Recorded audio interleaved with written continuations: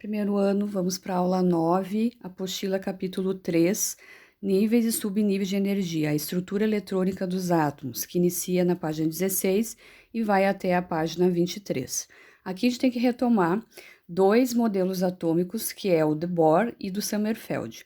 O do Bohr se refere mais aos níveis de energia e o do Sommerfeld se refere mais aos subníveis de energia, tá? Então, aqui nós temos que trabalhar com a parte que depois, consequentemente, nós vamos ver nos períodos da tabela periódica, tá? Que são 7. Então, nós vamos ter níveis de energia, que são 7, ou camadas eletrônicas, todas se referindo, então, a número de elétrons, por exemplo, na última camada, né, para cada linha que se refere a um período na tabela periódica. E também aqui é denominado como níveis ou camadas. Repetindo, então, tá? Então, essas órbitas foram denominadas níveis de energia ou camadas, e aqui só ressaltando que a gente continua trabalhando com os slides do professor Agamenon, tá? Que ele tem resolução de exercícios aqui, aí fica melhor também de compreender alguns assuntos, tá? Então, os níveis de energia ou camadas se dão a partir de letras, tá? Que vai do K ao Q, K, L, M, N, O, P, Q, e cada um desses níveis de energia ou camadas eletrônicas que correspondem a essas órbitas circulares do modelo atômico de Bohr nos dá um número total de elétrons que cada tipo de átomo de um elemento possui, tá? Conforme a sua distribuição eletrônica dos níveis de energia, tá? Então, o número máximo de elétrons por camada.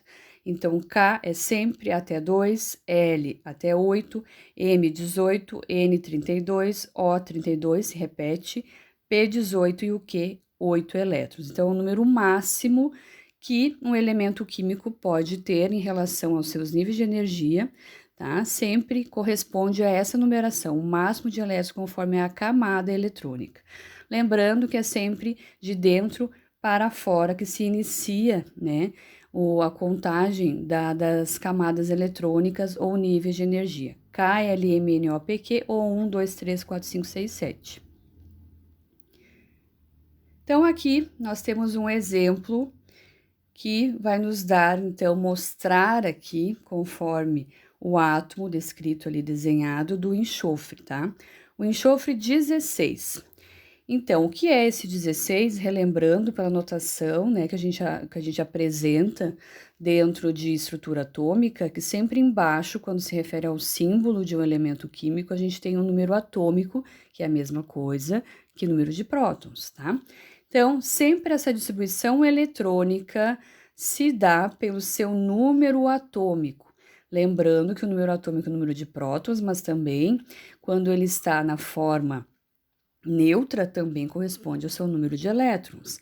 Então, fazendo a distribuição eletrônica aqui do enxofre, o S, K2, L8, M16. Lembrando que tem que seguir sempre esses níveis de energia, tá?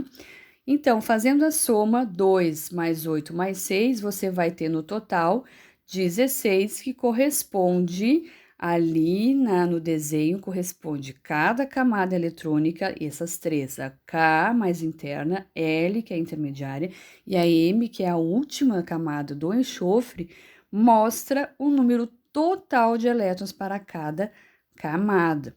Isso fecha, né, com o seu número atômico e por ele ser neutro com seu número de elétrons também, que aqui a gente vai desenhar o número de elétrons, tá? A gente vai estar trabalhando com a eletrosfera aqui.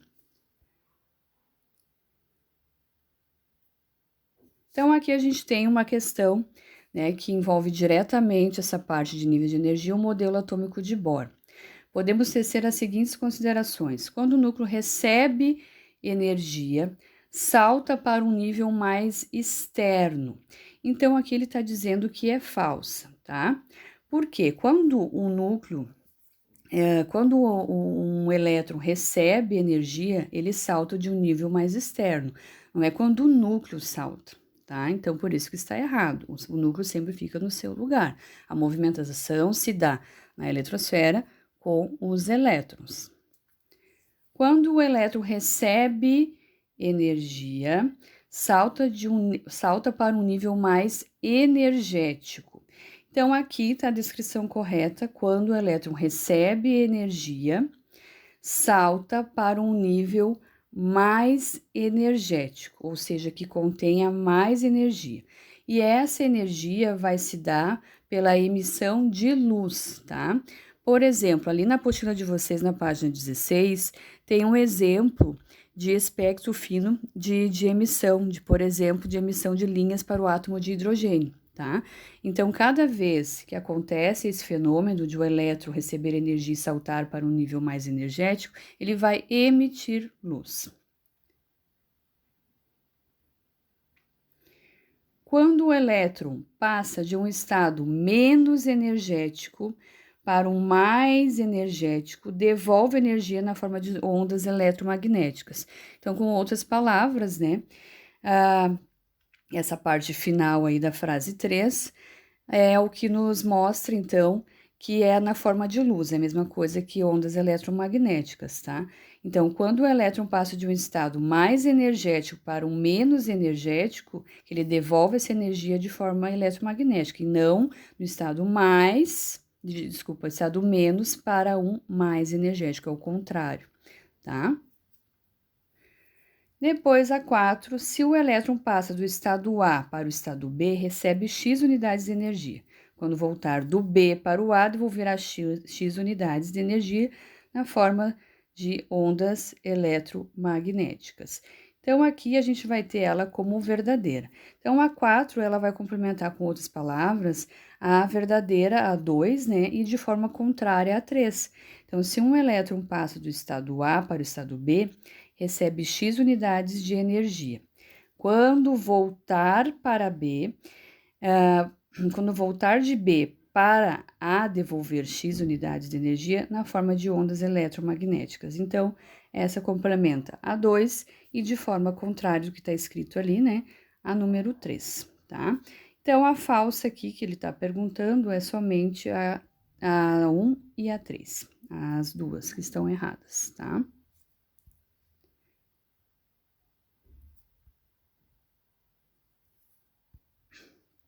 Aqui agora, pessoal, a gente vai ver, então, os subníveis de energia. Aqui a gente trabalha com os modelos atômicos, o modelo atômico de Sommerfeld, tá? Aqui, para quem não viu, tem nos slides, quando a gente trabalhou modelos atômicos, que é o final da apostila capítulo 2, tem o modelo atômico de Sommerfeld, que além das órbitas circulares, que Bohr, né, que intitulou isso, tem o Sommerfeld colocou também que existem as órbitas elípticas, que são aquelas órbitas ovais, tá?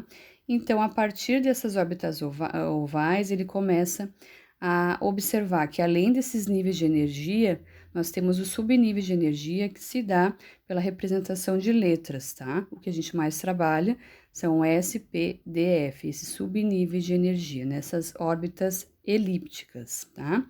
O número do nível, que é o que a gente viu há pouco, é igual à quantidade de subníveis que ele contém. Então, no primeiro nível, que é o K, né, que a gente viu ali antes, é um S, o segundo nível, L, tem 2 subníveis, e vai assim até o nível 7, tá? Então, a gente tem essa descrição, que também vai nos dar o 5G, o 6G e assim por diante até o 7, né? GHI, tá? Que a gente não vai trabalhar aqui, a gente vai trabalhar só até o F, tá? E essas considerações em relação a nível e subnível, nós temos então o estudo sobre as energias dos subníveis, né? E esse estudo da energia dos subníveis vai nos dar de forma, né, gradual aí do S até o F, nos dando então essa respectiva ordem, né, de crescente de energia, do subnível S até o F. Os elétrons de um mesmo nível possuem a mesma energia. Então, um subnível possui a mesma energia. Os elétrons de um átomo se distribuem em ordem crescente de energia dos subníveis. Então, começa, que vocês já vão ver ali o diagrama de Linus-Pauling, começa pela ordem das flechas, a distribuição é exatamente na ordem de energia, tá? E também, dentro desses subníveis, nós temos o número máximo de elétrons para eles, tá? O S sempre é 2, o P é até 6, o D é até F, o D até 10, desculpa, e o F até 14. Então, aqui, né, energia crescente, começando de baixo para cima, tá? Porque nós vamos ter o aumento aí, né, de baixo para cima, dando a referência aqui. Os elétrons são colocados inicialmente em subníveis de menores energias, respeitando o limite máximo de cada subnível. Então, como que a gente desenha, né, coloca, escreve, né? S2, que é o número máximo de elétrons por S, P6, D10, F14. Todos eles, aqueles numerozinhos, se referem ao número máximo de elétrons em cada subnível, que também vai nos dar com a soma da distribuição eletrônica dos subníveis, a gente vai nos dar o número atômico, o número de prótons, que é igual ao número de elétrons, tá? Então, um exemplo aqui, ó, do Ni, que é o elemento níquel, tá? Então, a distribuição dele, como que é feita em relação à ordem crescente de energia, tá? Então, primeiro, o que é aquele Z? O Z é o número atômico do níquel, que é 28. Então, a gente começa lá. 1s2, 2s2, 2p6, isso na ordem crescente mostrada ali, tá? 3s2, 3p6 e 4s2. Aí nós vamos ter, somando todos aqueles números pequenininhos em amarelo, o somatório tem que nos dar o número atômico do níquel, que é 28, tá? Então, sempre quando pedir, por exemplo, alguma questão ou alguma prova, agora na atividade que vocês vão fazer, tem uma questão que pede na ordem crescente, é exatamente nesta ordem, conforme os níveis, tá? Então, sempre de baixo para cima, começando, né, em relação ao menor nível para o maior. Aqui do potássio, que ele tem um número atômico menor, então, o potássio é o K, o número atômico do potássio é 19, 1s2, 2s2, 2p6, 3s2, 3p6, tá? 4s1. Então, aqui a gente tem de novo, né, aquele mesmo desenho do slide anterior, que mostra a ordem crescente, né, para nós chegarmos no número atômico do potássio conforme os seus níveis, subníveis de energia. Então, 1s2, 2s2, 2p6, 3s2, 3p6, 4s1. Somando todos aqueles numerozinhos amarelos pequenininhos, nós vamos ter o número atômico 19, que corresponde ao potássio. E aí, nós temos, a partir disso, a criação de um diagrama, que é chamado de diagrama de Linus-Pauling, tá?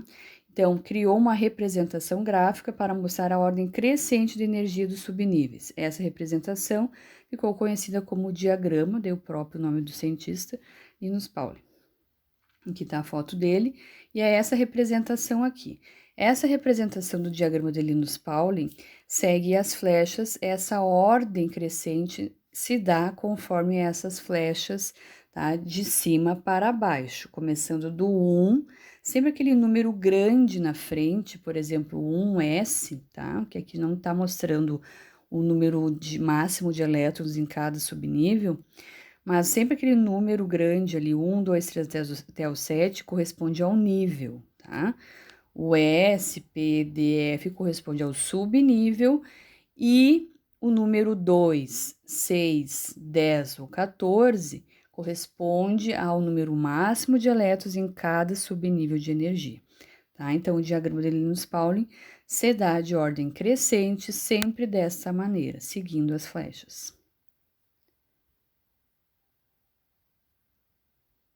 Então, aqui a gente tem uma representação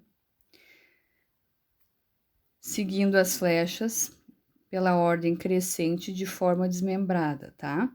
Então, primeiro a flecha só corresponde a 1s2, segunda flecha o 2s2 e vai, né, conforme os subníveis ali e também as camadas eletrônicas, nós temos a 2, 3 ou mais subníveis nele. Aqui, ó, um exemplo de como a gente cobra isso de vocês, né? Eu não vou a fundo nisto, né? Que a gente tem que também prosseguir no conteúdo, e aqui nós temos ainda a tabela periódica para ser estudada, tá? Então, para vocês terem uma ideia de como que funciona, né? Como que a gente faz a distribuição dos subníveis de energia.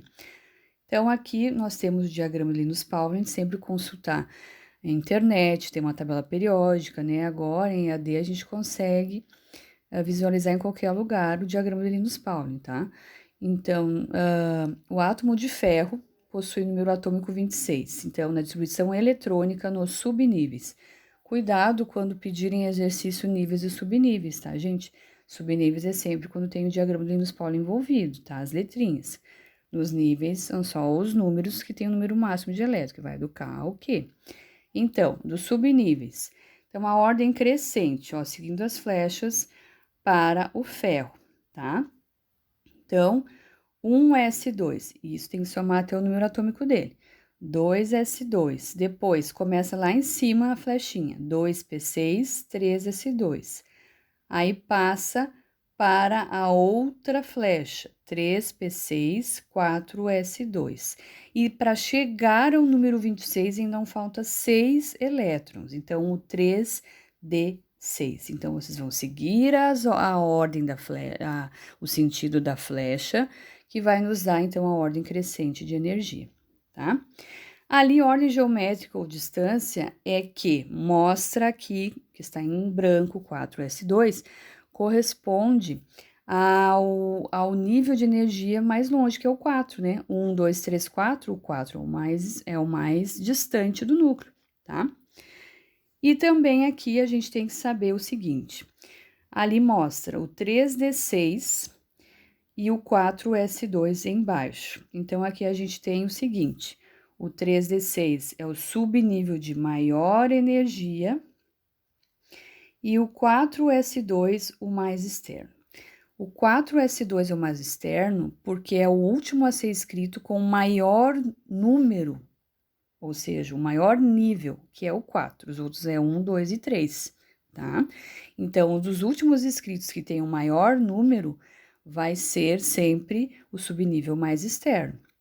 Agora, quando que você vai ver o mais energético?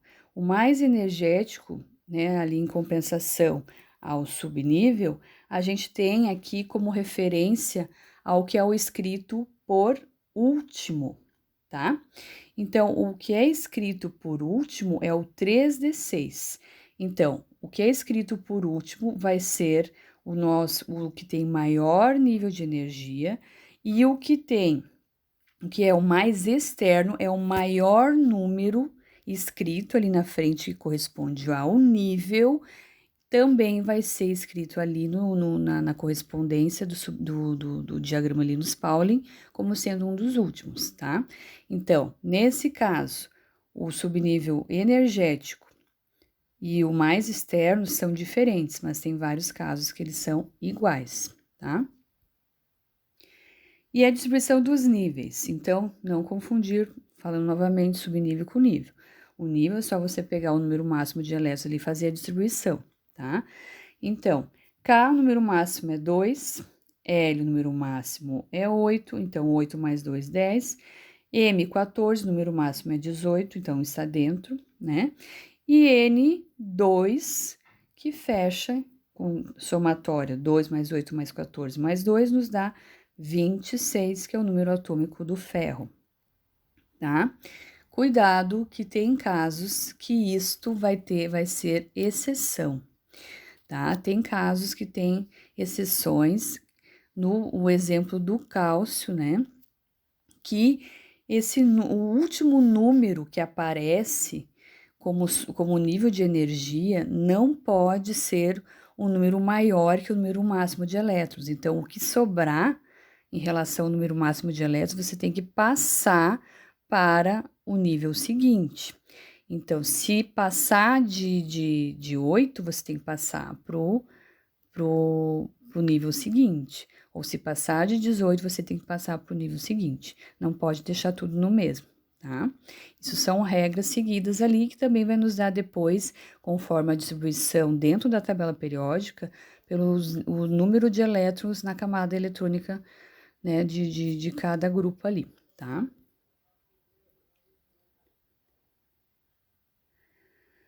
Então, aqui tem os exercícios, ali fala sobre o vanádio, tá? Elemento de transição, e fala sobre a utilização dele dentro da constituição de alguns instrumentos importantes dentro da engenharia, né, como o aço, para produzir tipo de liga que melhora consideravelmente a tenacidade, as resistências mecânicas e a corrosão do ferro. Quantos elétrons há no subnível 3D da configuração eletrônica do vanádio?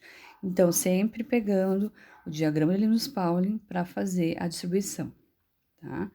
Então, fazendo a distribuição, ele tem 23, vocês vão de cima para baixo, seguindo a ordem das flechas, né? Você vai fazer a distribuição até chegar no número 23. Então, 1s2, 2s2, 2p6, 3s2. E nós vamos ter, então, um total até 3d3. Ah, mas não tem que chegar até o 10? Não, tem que ser o máximo até o 10. No caso do D ali. Mas você vai ir até onde terminar o somatório para chegar no número atômico dele, tá? Então, aqui nós temos que ele pede, né, fazendo a distribuição. Lembrando que todos aqueles numerozinhos que tem em cima das letras, você tem que somar para chegar no 23, que é o número atômico do vanádio. Ele pergunta no subnível 3D, quantos elétrons tem? 3, ali é a letra C, tá? Então, sempre ter ali pertinho, né, para fazer esse tipo de exercício, o diagrama de Linus-Pauling.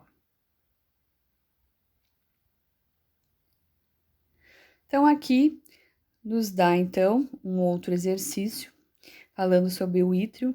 O fenômeno de supercondução de eletricidade descoberto em 1911 voltou a ser objeto da intenção do mundo científico com a constatação de Benortz e Miller de que materiais cerâmicos podem exibir esse tipo de comportamento, valendo o prêmio Nobel a esses físicos em 1987. Um dos elementos químicos mais importantes da formulação da cerâmica supercondutora é o ítrio, que tem essa configuração dos subníveis de energia, tá? Então, o número de camadas e o número de elétrons mais energéticos para o ítrio serão respectivamente.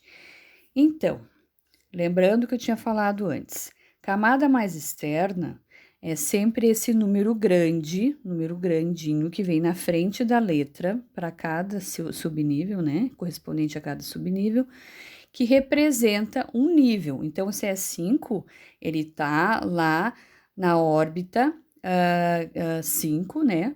Ou então KLMNO, lá no nível, letra O, tá? Então, o 5 é o maior ali, vai ser o mais externo. Então, a gente fecha com a letra B ou D. E o subnível mais energético, a gente tem como aquele que você escreve por último dentro da distribuição, seguindo as ordens das flechas, tá? Então, aqui nesse caso, eles são diferentes, o 4D1. Lembrando que tem vários que são iguais. O mesmo energético é o mesmo com a camada mais externa.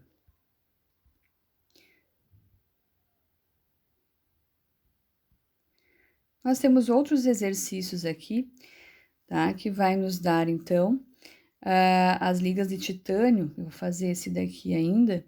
São muito usadas na fabricação de parafusos e pinos que compõem as próteses ortopédicas, a configuração correta do átomo do titânio, tá? O que é aquele AR? Que ele pega como base a distribuição eletrônica do argônio, o AR, que é um gás nobre, tá?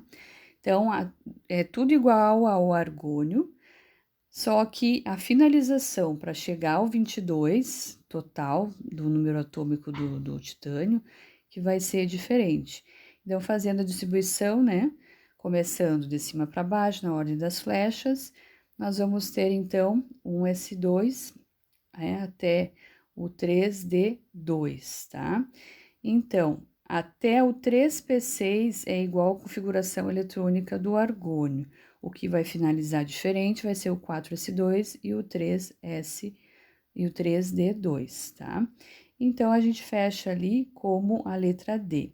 Então, a distribuição do argônio, 4S2, 3D2, certo? Então, a gente finaliza aqui a aula número 9, lembrando que vocês têm exercícios, né, na atividade agora, e que posteriormente, né, nós vamos fazer uma prova. Eu não vou cobrar, né, de vocês algo muito aprofundado sobre esse assunto, né, até porque nós não vamos conseguir fazer muitos exercícios a respeito disso, principalmente em relação aos subníveis de energia, né, para vocês aprenderem direitinho que existem as outras considerações a respeito disso, tá? Então, até mais, até a próxima aula.